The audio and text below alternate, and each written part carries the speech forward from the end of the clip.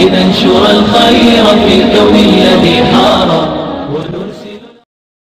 علیکم ورحمۃ اللہ وبرکاتہ نحمده ونصلی علی رسولہ الکریم اما بعد۔ آج کا سبق رمضان کے متعلق سن لیجئے۔ حضرت اسماء بنت یزید رضی اللہ تعالی عنہا سے روایت ہے کہ رسول اللہ صلی اللہ علیہ وسلم نے ارشاد فرمایا، قیامت کے دن سب لوگ زندہ کیے جانے کے بعد ایک وسیع اور ہموار میدان میں جمع کیے جائیں گے۔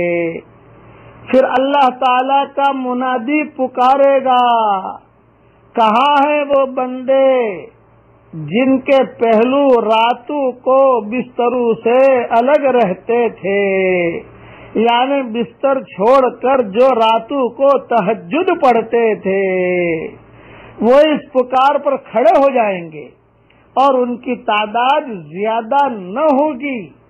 پھر وہ اللہ کے حکم سے بغیر حساب کتاب کے جنت میں چلے جائیں گے۔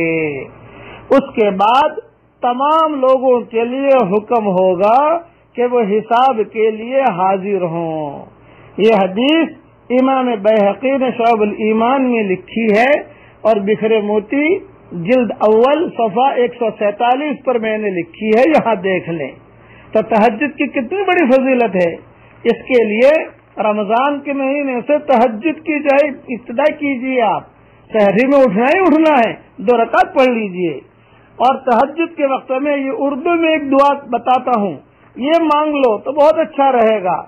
میں نور کے تڑکے میں جس وقت اٹھا سو کر، میں نور کے تڑکے میں جس وقت اٹھا سو کر، اللہ کی رحمت کے دروازے کھلے پائے، اللہ کی رحمت کے دروازے کھلے پائے، آتی تھی صدا پیغام جو مانگنے والا ہو، ہاتھ اپنی عقیدت سے آگے میرے پھیلائے، جو رزق کا طالب ہو میں رزق اسے دوں گا، جو رزق کا طالب ہو میں رزق اسے دوں گا، جو طالب جنت ہو جنت کی طلب لائے، جس جس کو گناہوں سے بخشش کی تمنا ہو، جس جس کو گناہوں سے بخشش کی تمنا ہو، وہ اپنے گناہوں کی کثرت سے نہ گھبرائے، وہ مائل توبہ ہو میں مائل بخشش ہوں، وہ مائل توبہ ہو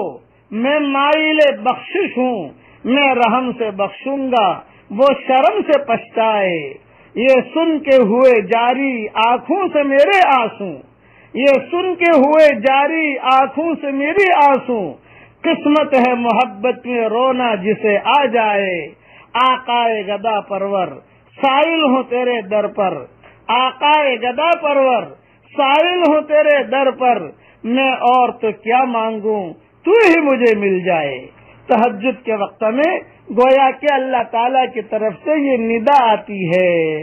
یہ اشعار کی شکل میں نے کہہ دیا، اور یاد رہے ہمت ہو تو حضور صلی اللہ علیہ وسلم سورہ آل عمران کا آخری رکوع بھی تہجد کے وقت میں پڑھتے تھے۔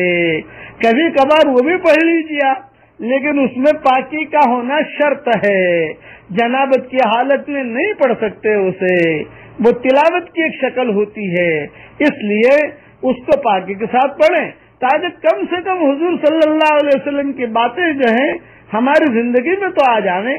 اللہ تعالی ہمیں عمل کرنے کا توفیق عطا فرمائے۔ السلام علیکم ورحمۃ اللہ وبرکاتہ، وآخر دعوانا ان الحمد للہ رب العالمین۔